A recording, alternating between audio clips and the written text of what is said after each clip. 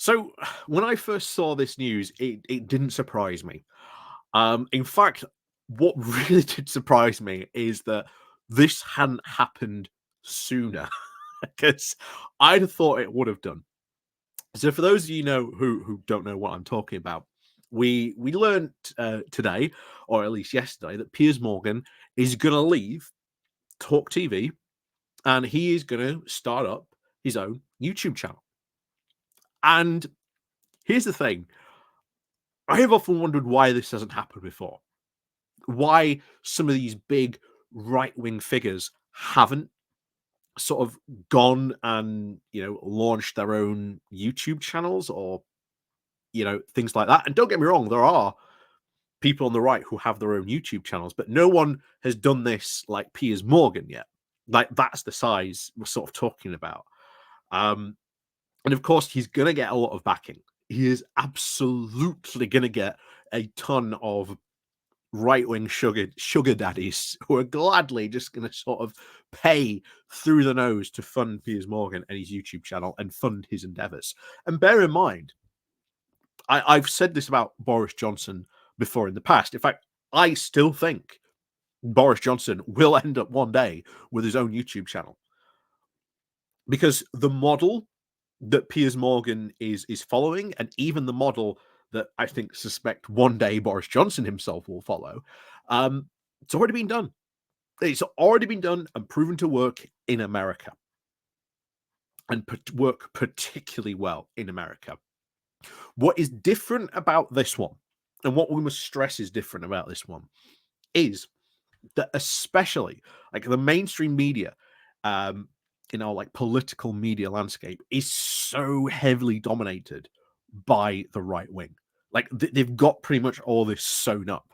This is why GB News has had such a fight to try and carve its own niche and find its own space. And even then, it hasn't really been succeeded. Supposedly, even Rupert Murdoch has been trying to buy GB News. So, again, interesting when you sort of learn that and realize that. But this is one of those things where um, it's surprising that it took this long. It really is. It's surprising that it took this long, but it's not surprising the fact that someone finally went and did it. I thought, as I said initially, might be Boris Johnson, because Boris Johnson would love just to sit in his studio, doing like a weekly, podcast video, etc. He could get all kinds of, right wing guests and etc. He's got the contacts, he's got the pull. So is Piers Morgan. So ultimately, his YouTube channel is pretty much a guaranteed hit and success already. It's pre-baked into this, so it's not surprising that this is going to happen. But it's nevertheless that he's gone and done this. But what's interesting, though, is his comments on this, because he said he felt that Talk TV was too much of a straitjacket. And bear in mind, Talk TV, very, very much, right wing, especially like its incarnation and that whole brand of like Talk TV and Talk Radio is meant to be a direct competitor to things like LBC. So they're very, very, very much coming from it from the right wing perspective. But yeah, it's interesting that he would say that he would describe being on there as being like a straitjacket, especially something that is so would be very favorable, shall we say, to someone like Piers Morgan. So it's very surprising you would hear him say that. But we're going to go over his comments on this and sort of give his reasoning why he's moved, because it does make a lot of sense for him to do that and for him to move. And like I say, I am surprised we haven't seen this done already by someone else like Piers Morgan. I'm very surprised, to be honest, we haven't seen that. But there you go. We'll see. We'll see what happens. Maybe more people will follow this suit. It'd be very interesting to see how successful, shall we say, he becomes, but ultimately he's going to get a lot of money thrown at him. A lot of money, because one of the things I've often said, compared to, like, the left and the right, there's a lot of money flowing around there. If you want money to do something like this, someone will come along. If you know the right contacts, if you know the right people, there is money to literally burn. On the left, not quite the same story. But there you go. So anyway, before we do get into Piers' comments on this, please do remember to click on the like, share, and subscribe button. And of course, as always, the YouTube thank you button. There's the Pony Club as well down below. And of course, there's the Patreon page. And of course, there's the Buy Me Coffee link as well, where you can, well, buy me coffee. So as always, thank you very much for all people who do help and support the channel that way. And of course, on with Piers' little comments, what he's had to say about this. So this story was came from The Guardian. Piers Morgan to leave TalkTV show to focus on YouTube. So Piers Morgan has announced he is leaving his TalkTV daily evening show less than 2 years after its launch to focus on his YouTube channel. Piers Morgan Uncensored channel has grown to over 2.3 million subscribers since 2022. He described the channel as having a, quote, startup mentality, and said that the change would allow for him to have longer interviews with bigger guests supported by more clips. Some of the interviews will also be shown on Talk TV. Tom Harrington, the head for television of EastEnders and for Enders Analysis and the media research company, said to the Times, "There is such disparity between the figures that he generates online and what he gets on Talk TV.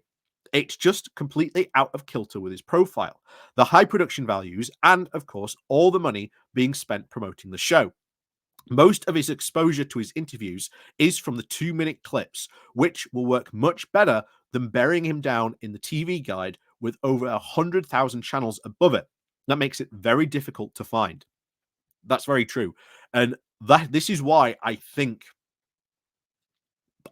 now this could start a trend in the UK of seeing more right-wing figures do this and start to really focus on their YouTube presence. It would not surprise me if this is like the first, shall we say, of many to come. And I've said before, I'm surprised this isn't done more often.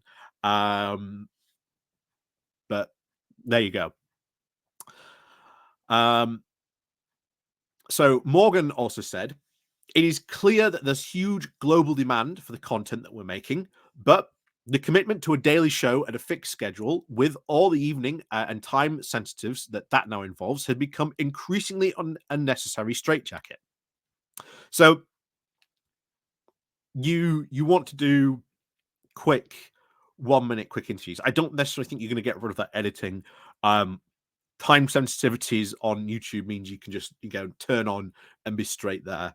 Rather than, shall we say, if it's a 6 o'clock slot, well, you're always going to go out at 6 o'clock. But if something happens, Morgan can just instantly respond to it right there and then. And I think that's sort of thing that he wants to do. Again, this is what the right wing in America do. As we said, that model for these people to follow is already there. There's Glenn Beck, Ben Shapiro, Tim Pool. There's a ton of right-wing figures in America who have done exactly this and become very, very successful in doing what they do on that front. He also added that people are watching more content on YouTube rather than the conventional television. I have no problem with that. You can't defy audiences or tell them how they should be consuming. I would be very happy to interview Elon Musk for 3 or 4 hours tomorrow, and the audience would lap it up. But nightly restrictions of having to go into a studio at 8 p.m. when sometimes there is nothing happening and literally fill that time, nobody wants that. The question becomes, why do it? That's what you're meant to do. If that is your time slot and you are given that time slot to fill, then you fill that time slot. So Piers Morgan basically having a go at the entire concept of content creation in a way. There you go. So ultimately, yeah, Piers, I think, is going to be very successful at this. Like I say, the playbook the model. It's already there. He just basically has to just copy someone like what Ben Shapiro is doing. I highly think he's going to copy that literally word for word. Would not surprise me if he's been in talks with, as we said, big, sugar daddies, prepared to sort of, take that content. You've got the fact that Talk TV still going to use his content that he produces on his YouTube channel. So there's still going to be sort of that connection there. But we'll see how it goes. But other than that, all I can say is it's given us probably, more content for people like us to sort of look at and examine, which is going to be, I think, quite interesting. But we'll see what happens. We'll see what happens when Piers, shall we say, goes independent. Well, he's technically not independent. I think he still, if Talk TV still has that content, then I think he is somewhat still under contract to produce content for them. Maybe he's just, as he said, taking that step back. But it'd be interesting to see if he does, so as he said, fully own his YouTube channel. His Piers Morgan censored. That will be interesting to find out.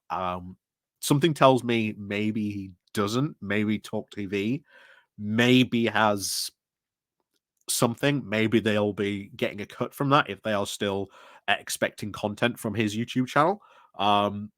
But who knows? We'll find out, I suppose, eventually. But as always, thank you very much for watching. And of course, as always, we'll see you all next time.